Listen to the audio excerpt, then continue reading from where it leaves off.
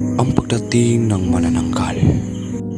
Si Lisa ay isang dalagang nagbalik sa kanilang baryo upang dalawin ang kanyang mga magulang.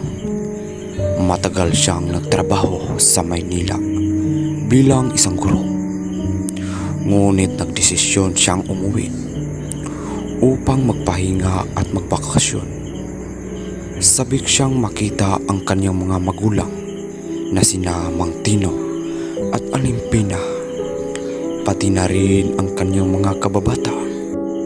Pagdating ni Lisa, mainit siyang sinulubong ng kanyang mga magulang. Nagluto si Alimpina ng adobong manok at naghapunan silang masaya. Sa gitna ng kanilang salo-salo, nabanggit ni Mang Tino ang tungkol sa mga misteryosong pagkawala ng mga